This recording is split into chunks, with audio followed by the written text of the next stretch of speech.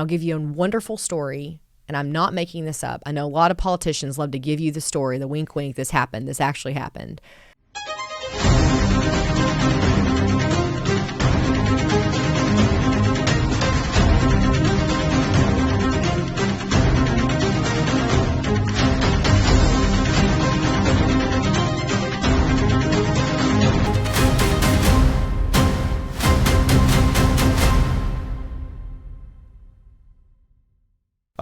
Mayor Parker, welcome to Untapped with UpSmith. We're so grateful that you're here. I appreciate that. You've been a great leader for North Texas and for Fort Worth, and it's been really fun to get to know you over the last few years. I'm really excited to hear about your story and share it with our listeners. Awesome. Thank you for an invitation. I really appreciate it. Yeah, you're very welcome. It'd be fun just to start by hearing what it was like as a kid growing up and what your experience was like with your family. Okay. Well, I'll try to give you a glimpse. So I grew up in Hico, Texas, a really small town in Central Texas. And I was about probably 15 minutes outside of town on a small dirt road. Multiple generations have been raised on the ranch that I'm very proud that we still own today. Yeah. And life was pretty simple, I would say. I have really vivid memories of I had this pink Huffy bicycle that it was not fancy, right? But for some reason in the 80s and early 90s, it was just fine for me. And that was childhood. I was really close to my cousins who are like sisters to me. I have two brothers, one older half brother and my younger brother, Robbie, who now lives here in Fort Worth. Okay. My parents are interesting people. They're really eclectic. I call them genuine hippies because they are. They're now divorced, but still very close friends. Right. My dad had a small criminal defense practice there in Hico, and my mom was a dance teacher. She was a professional ballerina before she had children, and kind of quit, honestly, to have babies, if I'm being honest. And anyway, so life was good. And Hico is a very small town. I had 42 kids in my graduating class. But candidly, I got an awesome education, even a small 2A school. And I have wonderful teachers I still have relationships with. And that was a big influence. My parents are very educated, and college was never not an option, right? And focusing what my future was going to be like. However, when you're in a small town bubble, things can get distracting. Right. But my education was such that I was really well prepared to the next step, and got to go to UT Austin, which was pretty transformative. So, yeah. So you're growing up in Hico, Texas. What was the community like as it relates to people, what they do for work? What was the experience they had like? Largely blue collar, I would say. There are a few big industries there, mostly at the time when I was growing up, probably dairy, the dairy industry, the nuclear power plant that's in Glen Rose employed a lot of people, several trades, of course, and people probably found work wherever they could find it in that surrounding area, and chose to live in a place like Hico, whether they were from there or they wanted to live in a small town. There were some commuters into the DFW area, but those were probably few and far between. And a lot of pride in their work and had taken care of their families and where they went to church. Much like you would just think as, idyllic small town American city, that's definitely describes Hico. And the people there are just so good and kind. And I think I probably took that for granted as a kid, as we all do, right? But I think about it almost every day now as an adult, because it really does inform the way I interact with people. Because growing up, Wyatt, you would have been, sitting next to my grandmother in church the next Sunday, and so how I treated you was going to get reported on really easily. She was going to know. Oh, 100%. So there was no anonymity in Hico, and which is funny because now I have probably no anonymity now, right? But all that to say, I'm thankful for that, because I do think in a large city we can get jaded and kind of stay in our own lane and go to work, raise our kids, stay in the house, and I don't feel that way because I grew up in such an environment where your life was on display because there were only 1,300 people in the entire town, so everybody knew each other. Yeah. Any experiences or stories stand out that are really formative for you? Yeah, of course. I think I'll give you one really good one and one bad one. I'll start with the really positive one. When I was in high school, I was a big participant in UIL activities. And I have a teacher named Gary Brister. Shout out to Gary Brister. Dear friend still. And we, not knowing what we were doing, he didn't have any special experience other than a love for theater and a lot of experience. So I competed in an area called prose, right? Where you read a piece, you memorize it, and you have to deliver it. It's a form of acting. Why am I telling you this whole story? Well, I was good at it. And I went all the way to state UIL competition. And from a small town to compete in an academic area was huge. And I didn't know this, but your scholarship opportunity was tremendous. And if you win state at UIL, which I did not, by the way, but if you win state, it's almost a full ride to any major public institution, the amount of money that they give you. Wow. And that was the first time I realized that I started thinking about how I was going to pay for college, because at the time my parents were divorced and my mom was really a single mom, and she could not afford it. And so I was already thinking about Pell Grants and was I qualified, and student loans, and the scholarship piece was always elusive to me in a small town. And I started to feel that burden that we all start to feel, a lot of kids do, their junior year. And going into my senior year, realizing this could be a ticket for me. And it made college affordable in a way that I didn't think, because of that small scholarship, I was able to qualify for other scholarships, and also gave me a leg up in a competition that we all face. It's worse now for college kids, of course, but at the time for me. And the second, I would say my father really struggled with alcohol and did for most of my childhood. And there are a lot of stories I could tell, but my parents' divorce, my mother's decision to leave was very formative. And I know very difficult for now. I think about it now with my own children, how hard that decision was. And I grew up really fast and could share stories about that lifestyle that any kind of drug addiction or alcohol can introduce into a household, how a child has to interact with that. But it gives me a sense of real pride in my mom and how she coped with it, and my father, who recovered. And he's now been over 20 years sober, which is a huge testament to him. Not easy. Anybody that's an alcoholic will tell you every day is a new day. But I share that because while I wouldn't want my children to have to live through that, for me, it was very formative and a very important foundation. And it gives me a sense of empathy and probably a little bit of a chip on my shoulder that's helped me be successful. And there's resilience in that. Oh, totally. A resilience that I'm just so fortunate for. It was just God-given, if I'm being honest. So. Thank you for sharing. Yeah, of course. So you go to Texas, you have a great experience there, you get out of school. What's your path to public service? So I was a government major at UT and had awesome professors right off the bat. And so I felt like I'm going to stay where I am, which doesn't always happen in majors, right? You kind of jump around. So I stayed.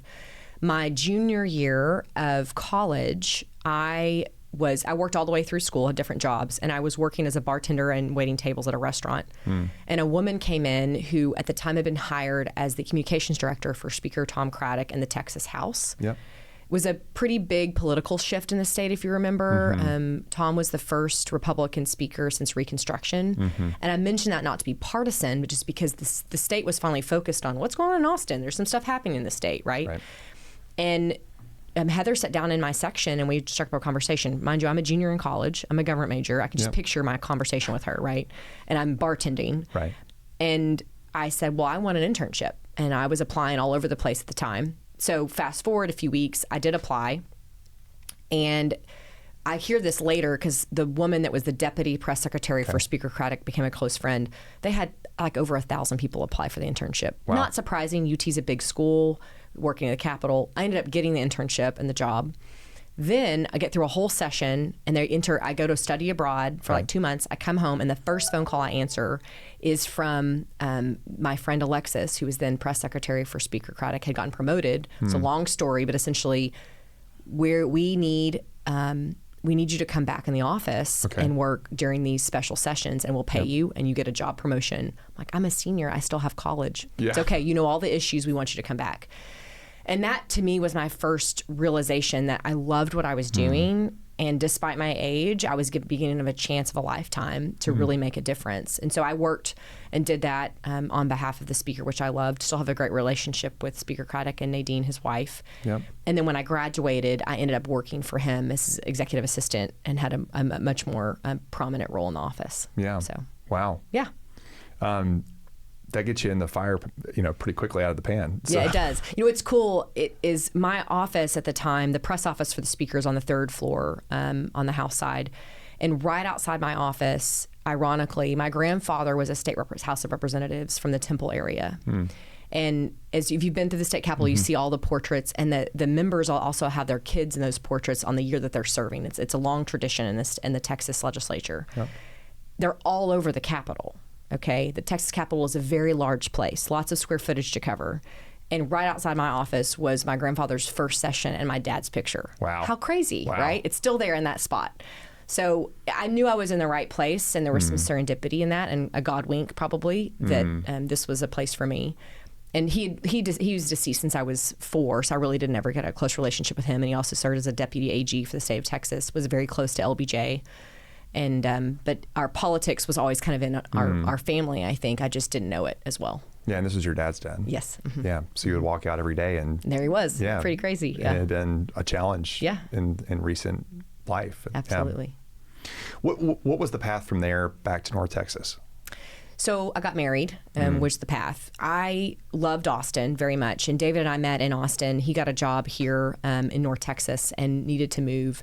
And I stayed in Austin and worked for State Representative Phil King, who's now our state senator, and went back and forth and ended up moving permanently. And I'll be honest, when we first moved, Dave and I kind of joke about it now, we thought this will be a few years and we'll go back to Austin. Right. And Fort Worth was a little bit sleepy at the time. We weren't sure we wanted to stay, but it quickly got under our skin and we absolutely loved it. His family is from the Fort Worth area, and he was obviously thriving, and I kind of got my feet underneath me and then ended up deciding to go to law school. And so I was going to school at night at Texas Wesleyan University School of Law, now Texas A&M, and I worked for Congresswoman Kay Granger during the day. And by then I really felt like this was home for us, and I was at least committed for 4. It ended up being 3.5 years for law school, right? But I'm very glad we made the move. Yep. When you finished law school, did you contemplate going and practicing law? I did, actually. So I worked, my tenure in law school was interesting because I was at the time a night student, and then David and I had a baby. Our son Grayson was born my first semester of my 2L year.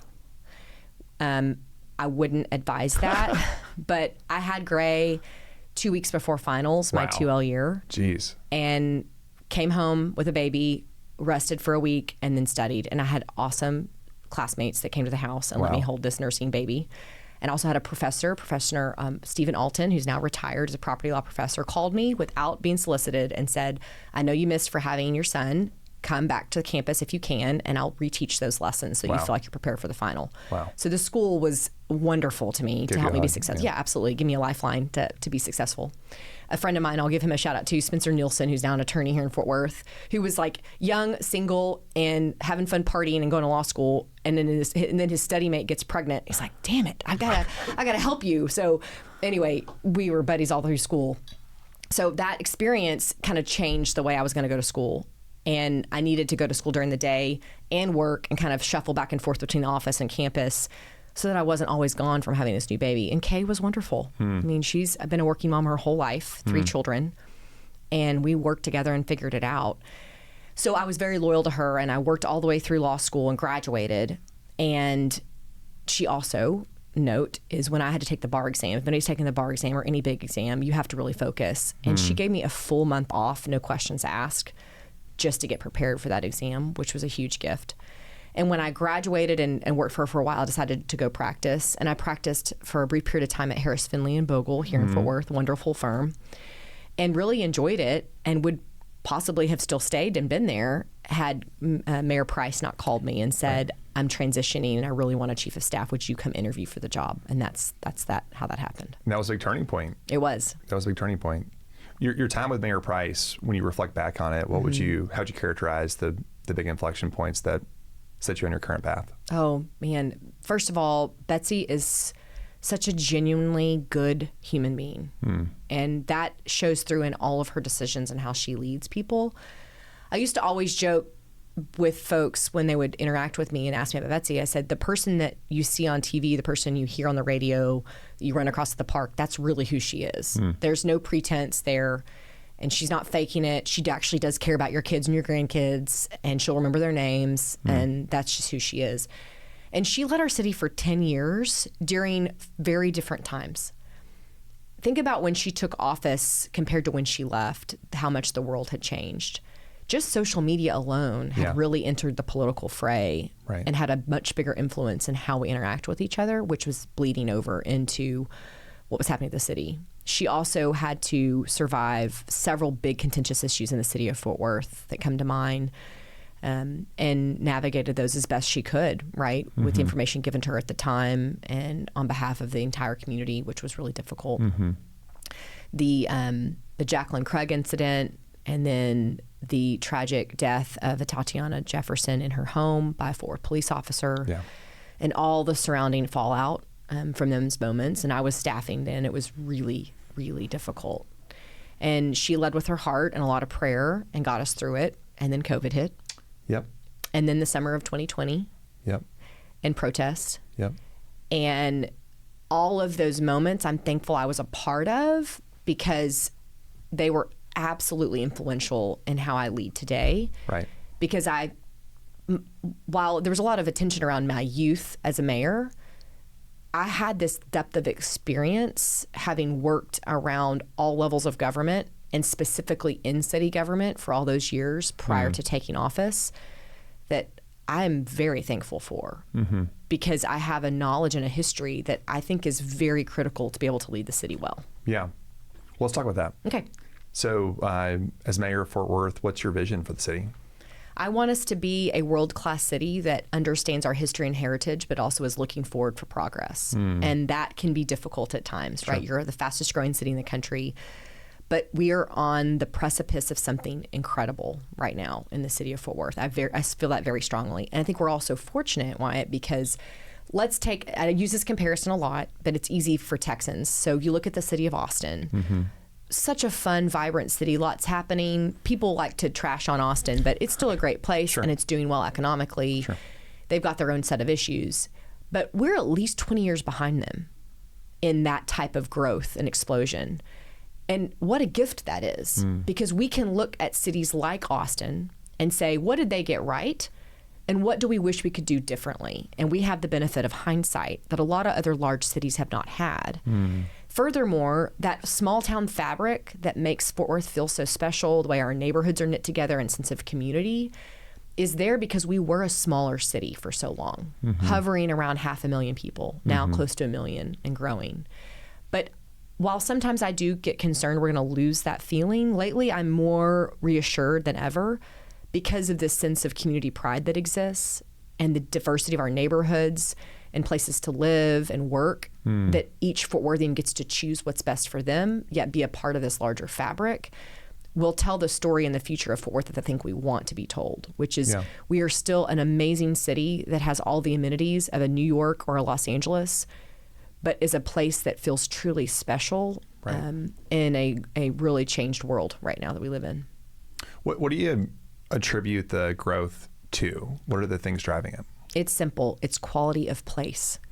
I've talked about this a lot. People across the country, especially post-COVID, that caused a lot of families to look in the mirror and say, what do I want for my life, for my children, for my grandchildren? They voted with their feet. And they're leaving communities that they do not feel like fulfill them the way they want to be fulfilled. They can't realize their dreams there for whatever reason, their education, for their children, whatever their reason may be. And they're looking for that next opportunity. And cities like Fort Worth are offering that to them. And we're also an incredibly welcoming place where people feel like, man, people actually are kind to one another. They open the door for you. They shake your hand. They look you in the eye. They want to have a genuine conversation. And importantly, they want you to be successful here. And I know for a fact that is driving this growth and opportunity for our city. Separate from that is we're a part of the state of Texas, which is now, I believe, the 8th largest economy by GDP in the entire world, which is pretty mind-blowing. We're also a part of North Texas, now over 8 million people, the fastest growing metro region in the country, soon to pass Chicago, and all of the amenities that come with that. And you have special, specific things. One I'll mention is like Dallas-Fort Worth International Airport, now the second business airport in the entire world. That absolutely drives economic progress and prosperity. I've talked to several business owners recently who've moved, and Fort Worth maybe wasn't on their list at first, but now they realize I can live here, raise my family in this city, and I can be on a plane and anywhere in the world on a direct flight. That's pretty unheard of. Absolutely. Yeah. And I love that when people come home to North Texas, first person they see is you on the wall. Welcome to Dallas-Fort Worth International Airport. Welcome to Fort Worth. Yeah, Eric Johnson and I get a lot of nods about that. You do great. Yeah. That's good. Thank you. I couldn't agree with you more. I mean, it's somebody that moved from California to North Texas during the pandemic. Yeah. And you were one of those people, right? Yeah. Yeah. And the notes you sound around welcoming and people cheering for you and wanting it to be successful. Now, did you close your eyes on a map and just throw a dart, or how did you choose? My wife is from Dallas. Okay. And so certainly that was a big part of the draw. Yeah. And the pandemic was just so disruptive. Yeah, absolutely. 100%. And in San Francisco at the time, you couldn't really walk outside, so it was a pretty easy call to say quality of life's going to be better. Yeah. But we bought a house and found out we were going to have our first kid the same day. Yeah. So a lot of adulting. That's a good story. I love that. It's not quite 2 weeks before Dave and I kind of had finals. that same thing when our second child, we moved into a new house. Now it's been almost 9 years in Ridgely North. And the day we were moving in, there's boxes everywhere and we're both stressed and probably yelling at each other. I was like, oh, by the way, I'm pregnant. It was very anticlimactic. Second kid, right? And we had a daughter too. So at the time we had 2 kids. Our daughter's adopted anyway. So it's kind of funny. That's really funny. Yeah. Wow. You know what? You think about all that growth and what powers it is infrastructure. It's the things that are the backbone of our society that skilled tradespeople go and build and develop. And there's this big shortage of people that have those skills. I'm curious, as somebody who's leading from a policy standpoint, like what do you see in North Texas as it relates to readiness to support that growth? And how do you think about that skilled workforce question? Well, I know that across the country, we all should be focused on this issue. And major industries are grappling with how are we going to meet the need of an aging workforce, of a workforce that's underskilled or mismatched skills for certain things that we know are industries that are needed. So I'll try to approach it from a lot of different angles. So first, I'll wear the lens as the founding director of Tarrant 2 and 3 Partnership, or T3. The data is really simple, that we know in Texas about 75% of the jobs just in North Texas require some type of degree or credential after high school. And that's operative credential or degree. For too long in this country, we have been laser focused on everybody goes to 4-year degree. Like we're like little robots. We're just going to do the same thing. And that's so misguided. What we need to be doing, and I know in Tarrant County we're focused on this thanks to T3 and other organizations focused in education, that every student needs a pathway that fits them, but you need those pathways to actually match with industry and the needs of a growing workforce and the economy of today, 10 years, 15, 20 years from now, right?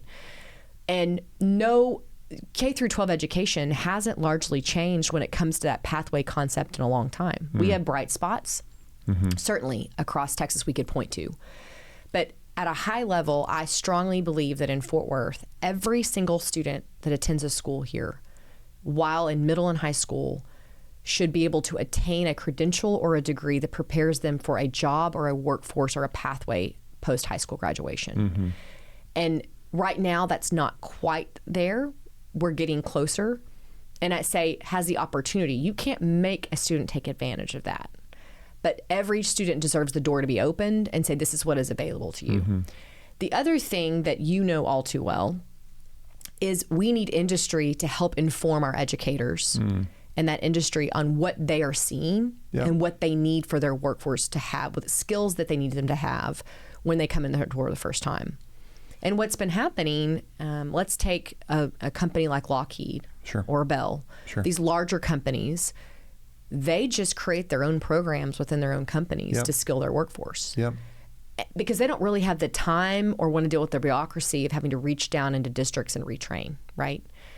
And so what is happening is now you see innovators like yourself that have decided, I'm going to stand up a tech incubator, a firm or workforce skill, whatever it may be, and help train tomorrow's workforce. And you're meeting a need that we know is across the entire country. And you could take any industry for that matter. And what I think in Fort Worth and Tarrant County is possible, because we do work in a collaborative spirit, is making sure our table is set so that industry partners, business leaders, educators, higher education, we're all rowing in the same direction and trying to mitigate the competition that I think has existed for a very long time. And we founded a mayor's council on workforce and education when I became mayor, and we're making real inroads, and we're partnered with Tarrant 2 and 3 Partnership and their entire team around that concept. Every student has an opportunity to retain a degree or credential. What is your pathway? And then lastly, recognizing that so many students and families have no idea of the possibility that is out there. Right. The salary possibility, what type of lifestyle they want to live. They could stay right here in North Texas. And we owe it to those families to make sure we're reaching down into these living rooms to say, your student could do one of these multitude of things, and we want to offer that opportunity to you. And then lastly, because you understand really well, especially in the industries that you're focused on, let's take construction just broadly, the aging workforce that exists across America in construction. And how do you retrain or utilize that experienced workforce now to help train the next generation, and whether it's carpentry or plumbing or HVAC or electricity, whatever it may be, to actually build America. Right. We talk about this infrastructure bill that was passed a few years ago, and we're all drawing down billions of dollars, and the partnership projects we have in Texas and North Texas and Tarrant County. Well, who's going to build the damn road if you don't have the workforce to do it, right? So these are all really complicated questions that I know the city of Fort Worth can be a leader on moving forward. Yeah. So well said. Yeah, thank you. If you're an entrepreneur in Fort Worth and you're contemplating making an investment and taking on risks to go build one of these skilled trades companies to take advantage of that market opportunity you just alluded to, what advice would you give them? Let me ask this first. In your experience, what is usually the most irritating obstacle for a company like yours that's trying to get started? Well, I think certainly you want to make sure you're solving an important problem. Yeah, what's the problem for your customer? And I think that oftentimes problem definition is challenging because you get really specific. And if you're too generalized, then it's not relevant for everybody. Yeah. Well, it can't be relevant for everybody, but it's not relevant for somebody. And so having a few people love you is better than have a lot of people think that you're pretty good. Yeah, that makes sense.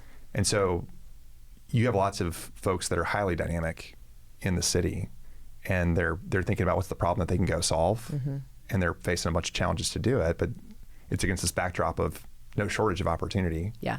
And so I'm curious about how you would guide them.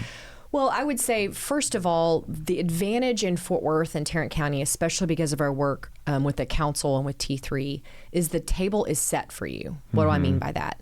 You all in these technology startup companies, skilling companies, you need a workforce potential that's in front of you to say, these 10 people can now enter my program and I can provide employment to them on the back end, right? In a lot of places, the table is not set for you. You got to go knock doors to every individual district. You got to work with the workforce, whatever it's a commission. Every state's different. Every county's different. In Fort Worth, you have the ability to say, we think this is the area we want to focus on. Can I talk to a few employers about what they're seeing? Okay, absolutely. Let's talk about healthcare. I've got all our hospitals represented. Go talk to your hospitals. Yep. And then importantly, now we decide, okay, I think I can probably educate over a year's time period 100 people, different ages. Maybe you're starting 16 up to 25 as your target. Okay, let's work with this one school district that maybe already has a CTE program that's not quite developed enough, and they need to hand off their students in CTE to the next level. You're the perfect partner to go do that with. Yep. The matchmaking, I believe strongly, is where government needs to be serving. In my office, me personally, I recognize the power of a bully pulpit of my office in utilizing my relationships and the built trust that I have to say, trust me here, this is a match made that we need to do. Right. And then lastly, in education, for whatever reason, we've really struggled with innovation, with allowing the private sector in to help inform what's possible. And I think we're on the precipice of that changing slowly, but I do think, and the table's set again, for your disruptors like yourself to come in and be successful. Right. You know, there's 900,000 openings across the state of Texas. And these are sort of end of 2023 numbers. Yeah. And you look across all the opportunity that exists, but like unemployment rates are as low as they've been in a very long time. And so when you're giving advice to folks that are having a difficult time finding the right qualified workforce for growing their businesses, and they're trying to test a lot of different things out, what are you seeing work? Well, I think first of all, data can tell a story, and you know these statistics, but where are gaps in workforce participation where you could put people back in the workforce that especially post-COVID are no longer there? And one area that's really concerning to a lot of people that are much smarter than me, data scientists across the country that really focus on workforce, is why do we have such a high percentage of able-bodied middle-aged men that are not in the workforce right now? And is there potential in a community like Fort Worth and Tarrant County to really embrace that population and get them back in the workforce, or upskill them in a way that's meaningful and get them into these careers, the 900,000 jobs you mentioned in Texas that are available to them? That's number one. Number two, a realization that, let's just take my demographic, for instance. I'm a 40-year-old educated female with a busy family, 3 children. And there have been times when, great example, let's just take childcare, where my son's Montessori school at age 4 was more expensive than my daughter's first-year education at Texas Tech University. Childcare has often been, in policy and politics, that tap on the head kind of issue. Like, oh, we'll get to that later, honey, don't worry. And I think finally in this country recognizing, no, it's actually a workforce issue. That your workforce, men and women, deserve to feel like their children are taken care of, that they're prioritized for their family, and they can still show up at work every day. It's too expensive. The model is broken, and there's a lot of things that, frankly, employers are now focused on. And rather than just come at the problem, I'll give you a solution to those employers that you're speaking of. Is the Miles Foundation here in Fort Worth, and Grant Coates and his team, along with Sarah Reddington, I know you know Grant, they founded the Best Place for Working Parents and the Best Place for Kids initiatives. The Best Place for Working Parents initiative is now national, and they partner with U.S. Chamber of Commerce and other chambers of commerce across the country. And they've created this toolkit of lieutenants, whether you're small, medium, or large business, of what does it look like to be family friendly? And importantly, why should you care? Because it's big for your ROI. And these are services that the philanthropic community has said, I'm recognizing the link, right? This gap in workforce issue that we have, why do we have it? What problem are we trying to solve? And there are certain subsections of our communities, and working parents are a huge piece of that are choosing to leave the workforce or not re-enter or work part-time because they're trying to care for their families, and understandably so. And it's an absolute solution. And then lastly, for an employer that's looking at other demographics, is this demographic of students that are coming out of high school, especially post-COVID, the kids that have lived in a digital universe their whole lives, that are probably impacted more than any research can tell us because of the phone that they're constantly on and the exposure to social media and all the things that come with that. And I know for a fact, I've talked to a lot of employers, they're having trouble adapting to that generation's needs and wants. And how do we all have that conversation around, every generation has a different change in workforce needs. We get that, and what they want out of work, right? But I think there's a lot of beauty in what I'm seeing, at least, of this younger generation, post-high school, post-college. They want more flexibility. They want more quality of life. Money is less important to them. They want the proverbial bear hug when they get to work every day. They want to feel appreciated and have the opportunities. And that's just changed, and we're not going to be able to go back. So how does an employer reach the needs of that? And I think every industry is doing it differently, and you may have some insights into what you're seeing, especially with these trades, that the work's got to get done no matter what. And how do you encourage a young person to realize that those jobs are possible for them and get them into those skills? Yeah, it's interesting. We're learning a lot around how gamification impacts how people feel recognized and how that motivates behavior. Interesting. And especially with technology, you can link the behavior to a financial outcome. And as you get those links really tight, if there's not a real clear response that happens at work from the thing you do that's good, it doesn't happen as much. It's kind of a... like the proverbial trophy they need, everything. Yeah, or also just the reminder that, hey, this is what we wanted to have happen, and it happened. And like, that was a really great thing. And I think a lot of companies fall into a trap where like most of the feedback is negative. Like, this didn't happen, and what's wrong with you? And human beings tend to be more affirmation seeking than not. And it speaks to the insight you're sharing around what is the nature of work and how does that change with generations. I'd love to just have listeners learn a little bit more about the Miles Foundation's work and Grant's leadership there.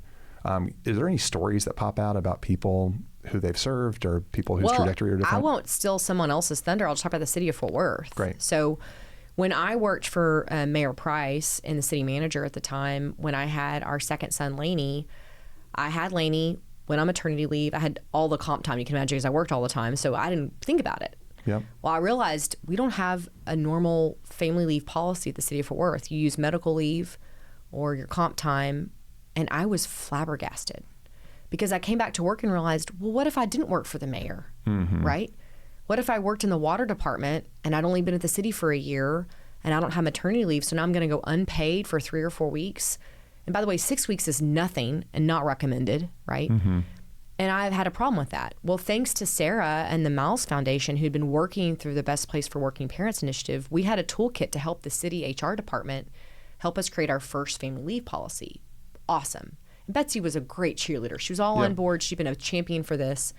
Then fast forward to when I become mayor, and Sarah also helped me with great data and a toolkit to help support our HR department in creating now a 12-week family leave policy. And I'll give you a wonderful story, and I'm not making this up. I know a lot of politicians love to give you the story, the wink, wink, this happened, this actually happened. I was leaving the police memorial event last May. Okay. And this officer and his wife come up, and they have this beautiful baby girl in a pink bow. Can we take a picture? Of course, I'll hold that baby. Let me hold the baby. I'm holding the baby, take a picture, talking to him for a second. And he says to me, this is my third child. I've worked for PD for over 15 years. I have never taken paternity leave when my children were born. And I'm now taking a full 12 weeks. We're splitting it up. I'm going to do 3. She's going to go back to work, come back to 3. That is what it's about. And he will come back so fulfilled, cannot wait to put his uniform back on because the city actually cared about him. His employer actually said, your family matters more than your job. And that's what employers have to do to meet the needs, especially today more than ever. And sometimes, candidly, you need an outside organization that has done the research and the work like Miles and like Best Place to help a company, large or small, private or nonprofit, government, doesn't matter. This is how you do it.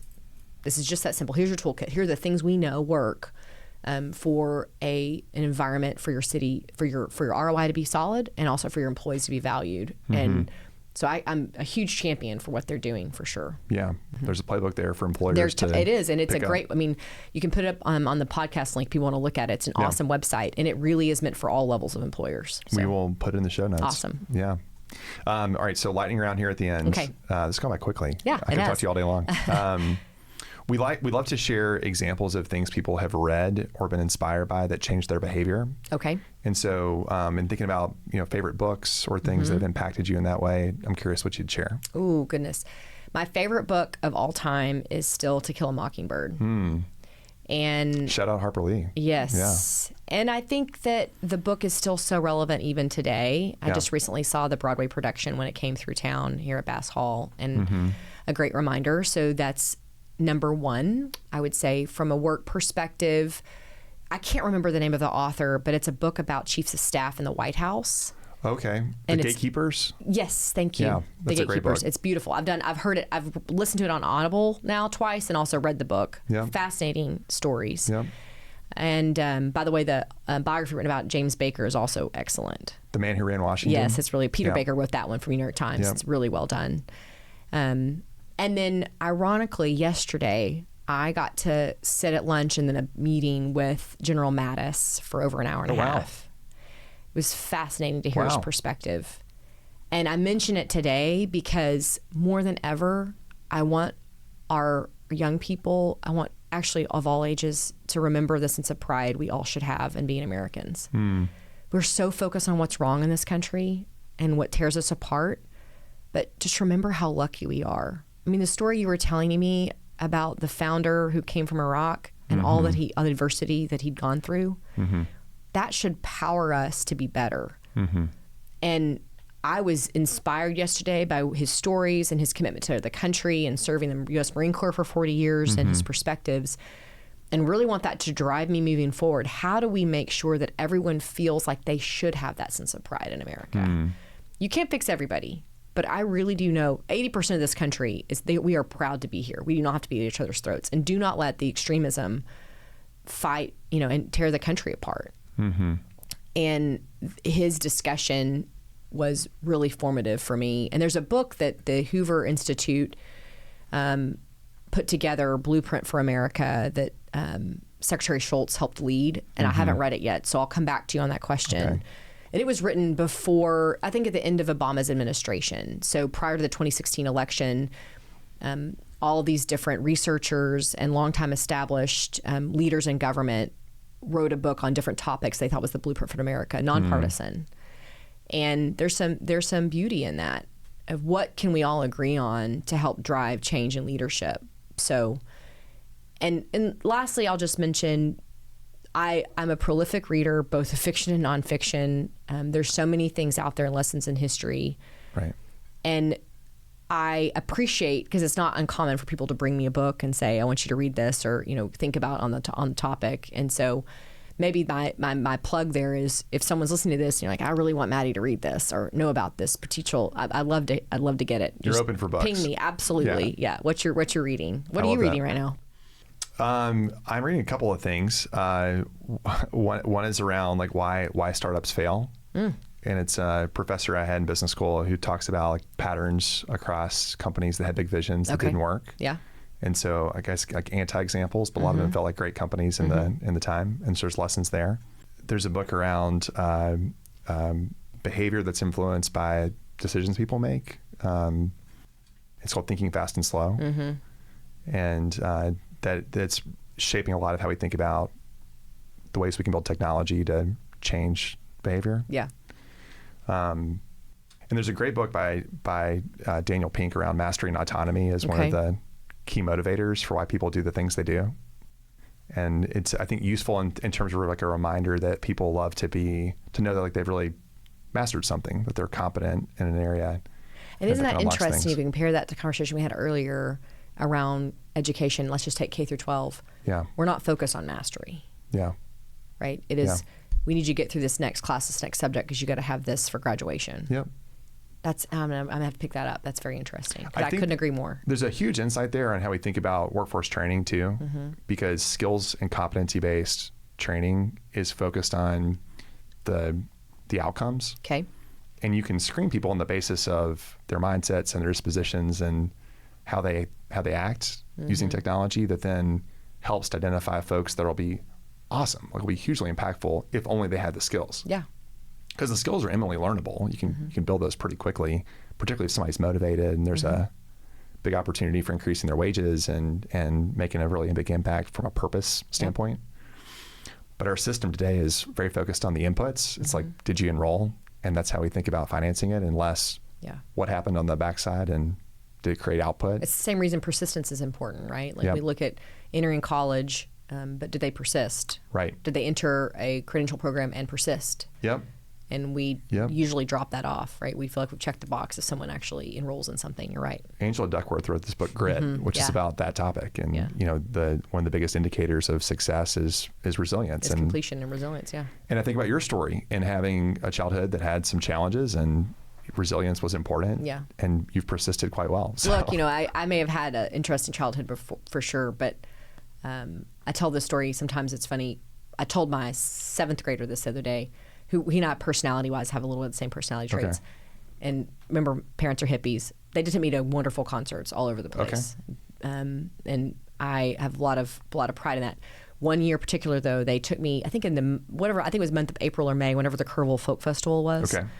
And my uncle was a drummer. At the time, I think he was working for Darden Smith or Jerry Jeff Walker. I can't remember who it was. Anyway, take me out of school, and we're gone for like a week and a half, Wyatt. I'm like, guys, I have to go back to school. I think the RV got stuck in the mud. They're like, we're fine. We'll just stay a little bit longer. It's a learning experience. Totally learning experience. So I told Grayson that story, that he was like, where are we going? Can we go on an adventure? I was like, no, we're not doing that again.